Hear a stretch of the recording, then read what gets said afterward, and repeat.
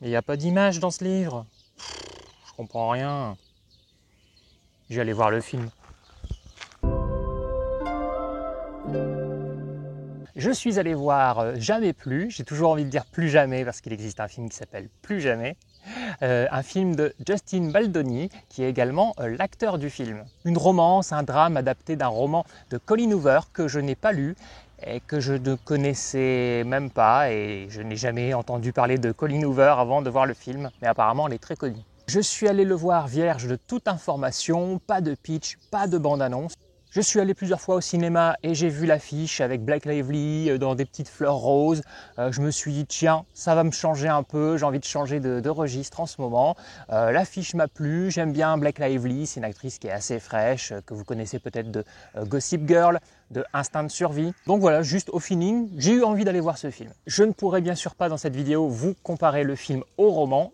Je ne l'ai pas lu, mais le film m'a donné envie de le rattraper. Vous, dans les commentaires, vous me direz si vous l'avez lu, si le film vous semble fidèle ou non. Pour ma part, j'ai découvert toute l'histoire, les personnages, le déroulement de l'histoire et j'ai savouré le film de bout en bout. C'est tellement bon de savourer des films sans rien savoir à l'avance du pitch et surtout de la bande-annonce. C'est un très joli film, principalement romantique, un film que j'aime appeler contemplatif psychologique. Vous savez, c'est ce genre de film où on se concentre beaucoup sur les personnages, leurs sentiments, des petits moments de vie. Ce genre de film où quand les personnages sourient, on sourit avec eux. Et c'est grâce notamment à une mise en scène et une photographie assez chaleureuse. On se retrouve vraiment cocooné avec eux. Le film fait 2h10 et je ne me suis pas du tout ennuyé. Limite, j'aurais presque envie qu'il soit encore un peu plus long. C'est élégant, c'est raffiné, c'est suave, j'ai aimé tous les personnages. C'est presque un très joli conte malgré une petite part sombre. C'est à partir d'ici que je commence ma critique, toujours sans spoil, mais en imaginant que vous connaissez le pitch et la bande-annonce. Moi évidemment je vous engage à aller voir des films sans voir les bandes-annonces, lire les pitchs parce que je trouve qu'on les savoure mieux comme ça. C'est pas dans mon intérêt parce que du coup vous allez couper cette vidéo, mais c'est pas grave, le cinéphile en moi a envie de vous dire allez découvrir des films, faites-vous plaisir, vivez le moment et surtout ne vous gâchez pas en allant voir des infos partout sur le net. Mais puisque certains d'entre vous sont des rebelles ou savent d'avance qu'ils ne vont pas aller voir le film parce que c'est une romance, je continue d'en parler. Bande-annonce que j'ai rattrapée à mon retour et évidemment, elle en montre trop comme d'habitude. Alors le pitch version moi, quel est-il? Lily, interprétée par Blake Lively, se rend aux funérailles de son père. On sent qu'entre les deux, il y a un lourd passé. D'ailleurs, le mini-rôle du père est incarné par l'acteur qui fait Owen dans la série Grey's Anatomy. Un lourd passé que le spectateur va ressentir et qui va se dessiner peu à peu à travers un nouvel amour et des flashbacks d'un ancien amour. Ce lourd passé, c'est la violence conjugale d'un père envers sa femme devant sa fille, puis de cette fille qui a grandi et qui va revivre ces choses à travers son nouvel amour. Et c'est là où voir la bande-annonce est problématique puisque en fait vous savez directement quel personnage vous devez détester. Pareil, si vous avez lu le roman, j'ai d'ailleurs déjà vu un vlog d'une youtubeuse qui disait qu'elle avait eu du mal à s'attacher au personnage parce que d'emblée, elle savait ce qui allait se passer. Moi, je ne savais rien. Donc ne le sachant pas, moi j'ai apprécié le personnage en découvrant peu à peu où se dirigeait la psychologie de Ryle, puisque le personnage s'appelle Ryle. Je me demandais d'ailleurs quelle direction allait prendre le film, puisque je n'avais vraiment pas lu de pitch du tout, et que donc, je vois au final ces deux hommes dans sa vie, et je m'attache aux deux, et je me dis mais du coup ça va être quoi? Ça va être une simple histoire d'amour, où elle ne sait pas choisir, où il va y avoir de la jalousie, de la tristesse entre eux. Je ne savais vraiment pas où ça allait aller pendant un petit moment. Il faut aimer les films d'amour, parce que 80% du film, on est quand même axé sur la partie amoureuse. C'est léger, c'est réconfortant, c'est parfois drôle, c'est chaleureux. Et en même temps, à la fois, c'est teinté d'une dose de mélancolie et de danger qui plane. Et d'ailleurs, le problème de la bande-annonce, c'est qu'elle pourrait éventuellement nous faire croire que cette partie est beaucoup plus prenante dans le film, qu'elle prendrait beaucoup plus d'espace, que le film va s'attarder sur vraiment cette relation toxique. C'est pas un film toxique, justement, c'est un film qui fait du bien avec de jolies histoires d'amour et on se demande où ça va aller. En tout cas, si comme moi, vous étiez vierge de toute information, D'ailleurs, le traitement du film, ça change un petit peu de tous ces films qu'on est habitué à voir, notamment, je vais dire, les téléfilms M6 avec lesquels moi je me souviens, j'ai grandi, qui exploitaient souvent, je me fais agresser par un bourdon.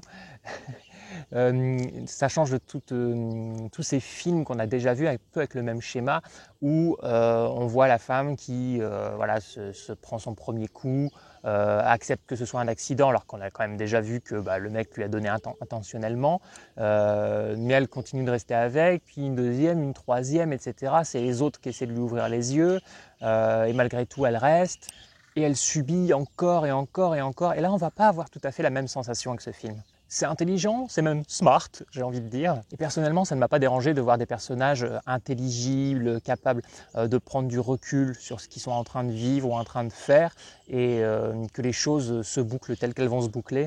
Ce sont des personnages qui sont au final capables, malgré leurs failles, de faire ce qu'il faut quand il faut. Cela dit, il faut se mettre quand même dans l'idée que dans ce film, vous allez avoir des gens avec des situations aisées, qui sont éduqués, au final du beau linge, quoi. Que ça pourrait éventuellement se passer ainsi, en tout cas pour eux, sauf que nous, les gens qui vivons dans le vrai monde, dans ce que j'appelle le vrai monde, en tout cas cette situation moyenne dans laquelle sont la plupart des gens, on ne vivrait pas les choses de la même manière. Les choses ne se dérouleraient pas de manière aussi douce, le prédateur, le toxique ne se comporterait pas avec autant d'élégance, si je puis dire, hein, malgré la dureté du personnage et de certaines scènes, le personnage reste humain. C'est quelqu'un qui peut perdre parfois un petit peu le fil des choses et en même temps, il reste encore assez terre à terre, on arrive à lui faire comprendre les choses. Alors qu'en vrai, quelqu'un de taré, de toxique, de violent, vous allez essayer de le quitter, il va vous pourchasser, etc. Ce film n'aborde pas la violence de manière frontale, mais plutôt de manière subtile. Il montre comment elle s'immisce peu à peu en parallèle de l'incrédulité de Lily, qui va peu à peu se transformer en doute, puis en peur, une peur qui va faire rejaillir un traumatisme d'enfance. Et c'est maintenant que je vais vraiment rentrer dans la grosse zone spoiler, je vais spoiler comme une petite salope. Lily a vu son père battre sa mère et elle ne lui a jamais pardonné, ce qu'on peut comprendre. Elle rencontre un homme, Ryle, qui est un homme dont la première rencontre est déjà pour elle comme pour le spectateur un red flag. Sauf qu'à ce moment-là, ni elle ni nous ne le savons. Sauf si vous avez lu le roman ou vu la bande-annonce. Un brun ténébreux avec une belle voix bien posée, bien charismatique et neurochirurgien. La totale quoi. Mais alors qu'on est dans le pur cliché, mais qui fonctionne, on va voir aussi également les flashbacks du premier amour de Lily, qui là est complètement l'opposé puisqu'elle était tombée amoureuse d'un jeune homme qui lui était sans abri. Un jeune homme dont la mère était également brutalisée par son beau-père et qui l'a brutalisé lui aussi, d'où sa fugue. Lily et lui s'éprennent l'un de l'autre et ils vont vivre une jolie histoire d'amour, la première grosse histoire d'amour de Lily. Et suite à une altercation musclée avec le connard de papa de Lily, les deux vont être séparés. Et donc ce jeune homme appelé Atlas va ressurgir tout à fait par hasard dans la vie de Lily, alors qu'elle est en train de vivre ce nouvel amour. Ce nouvel amour, ça va poser de nouveaux soucis et ça va faire germer la graine de la colère. Colère qui était déjà au final à l'intérieur de ce personnage, ça ne surgit pas que à cause de ce personnage, même si ça fait beaucoup, une haine, une colère qui est là parce que le personnage de Ryle est au final un personnage détruit suite à un drame qu'il a vécu dans son passé. C'est un drame dont on nous parle assez rapidement, mais on ne sait pas encore que ça concerne ce personnage. Malgré tout, j'y ai quand même pensé. Au moment où il raconte cette histoire du drame de la vie d'un enfant, même s'il parle de l'un de ses patients, je me suis dit, ça ne serait pas de toi dont tu parles. Puis c'est une idée que j'ai complètement oubliée, complètement portée par le métrage. Et elle m'est revenue en pleine face vers le final et je me suis dit mais c'est vachement bien d'avoir fait ça. La première fois que Ryle va frapper Lily, on voit que c'est un accident, donc on lui pardonne, c'est vraiment une maladresse à la con. Il est en train de sortir un truc du four, il n'a pas mis de gants, il se brûle, il a un geste, il projette son bras en arrière à cause de la douleur et ça frappe Lily. Donc on ne va pas lui en vouloir. Sauf que Atlas, quand il recroise Lily, la voit avec un bleu et il voit que lui a un bandage à la main. Donc c'est là où je me suis dit, tiens, le film va aller dans cette direction. En fait, nous avons deux hommes bien, mais peut-être que Atlas va s'en prendre à cause d'un quiproquo à Ryle et peut-être qu'il va y avoir un drame, peut-être même qu'il va le tuer, etc. Je pensais que le film allait peut-être prendre cette direction. La deuxième fois que Ryle va frapper Lily, on se dit encore que c'est un accident, mais on a un léger doute. En tout cas, cette fois-ci, il est dans une vraie colère qui fait que on commence à se demander si on est censé continuer à aimer le personnage, bien que cette colère, à ce moment du film, soit aussi compréhensible. D'ailleurs, ce qui précède cet accident, c'est le genre de choses dans un film qui est parfois un peu énervante, c'est-à-dire que le personnage découvre quelque chose qui le blesse, qui fait penser que sa copine le trompe peut-être, et en fait, elle, au lieu de lui expliquer toute la scène que nous, spectateurs, nous avons vue, elle se contente de lui dire « c'est rien » avec les larmes aux yeux.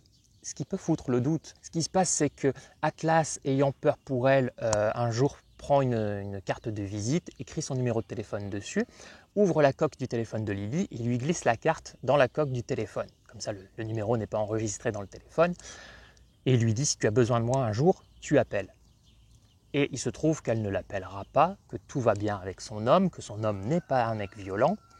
Les mois passent, lui il avait peur de sa relation avec Atlas, mais elle ne l'a jamais contacté, elle ne l'a jamais trompé. Mais un jour, alors que tout va bien dans leur vie, il fait tomber le téléphone de Lily, je vous le donne en mille, il voit la carte de visite avec le numéro.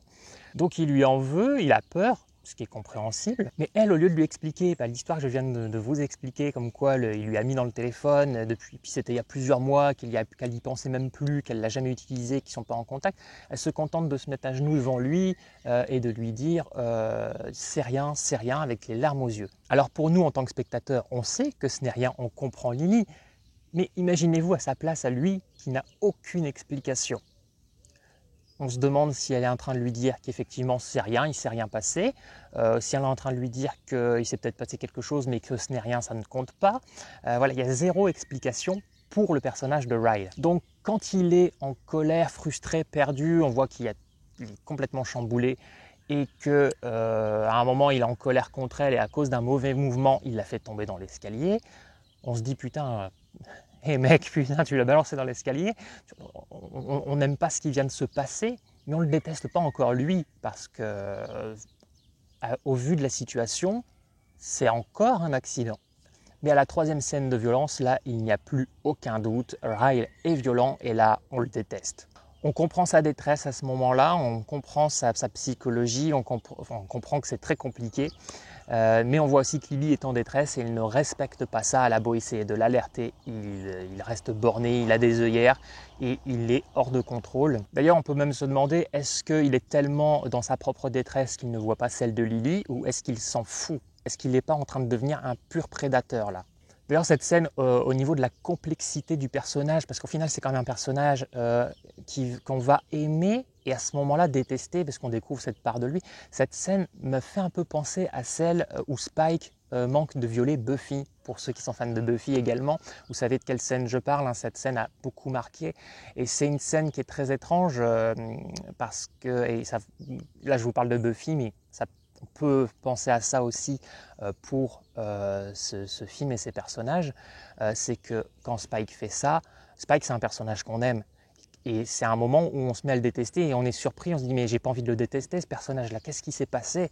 Et comme Buffy, Lily est en détresse, lui en veut, mais arrive à prendre le recul avec le temps sur les choses et à parler avec lui. Voilà, je ne sais pas si d'autres d'entre vous auront fait un peu peut-être le parallèle avec cette scène avec Spike et Buffy. Ça c'est personnel parce que j'adore cette série. Et donc suite à cet événement, Lily revoit ce qu'elle a vécu avec Ryle. Et là on a un autre angle. En fait c'est comme si elle avait occulté, peut-être qu'elle ne voulait pas voir la vérité, peut-être aussi que les coups qu'elle a pris sur la tête lui ont fait occulter ça. Mais elle était peut-être dans une forme de déni. Et là on voit quelques microsecondes supplémentaires. Et ces secondes nous permettent de voir qu'en fait dès le début, les premiers actes maladroits de Ryle n'étaient pas maladroit. Ce qui est intéressant, c'est que le film n'est pas manichéen, même si on tient avec Lily.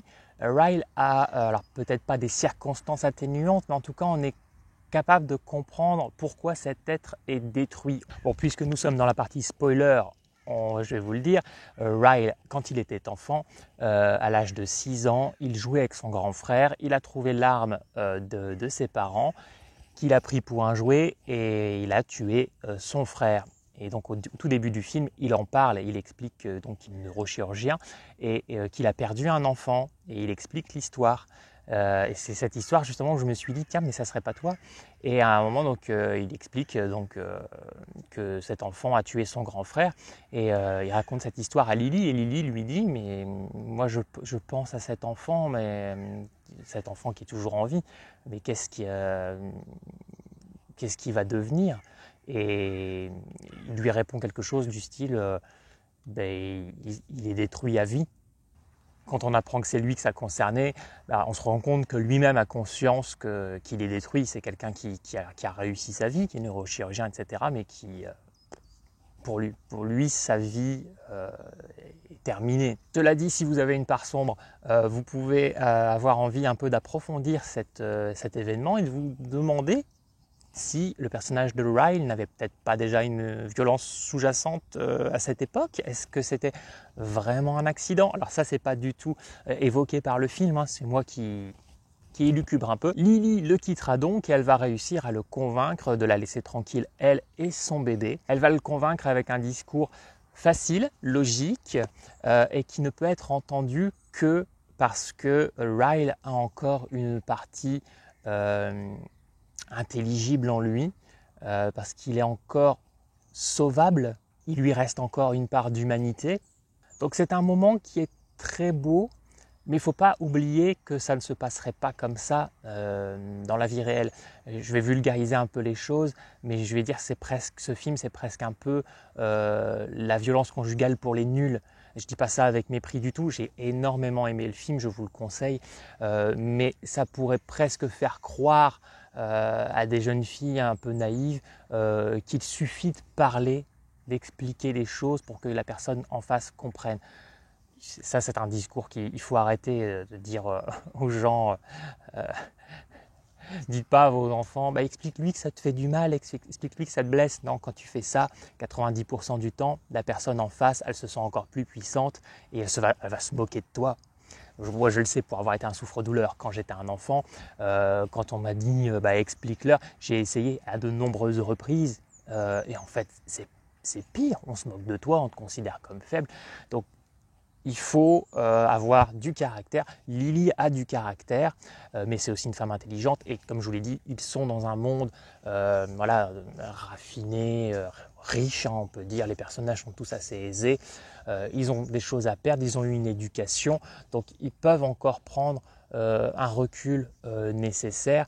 Et puis, contrairement à certains personnages riches et violents, ici, celui de Ryle n'est pas un connard riche, prétentieux,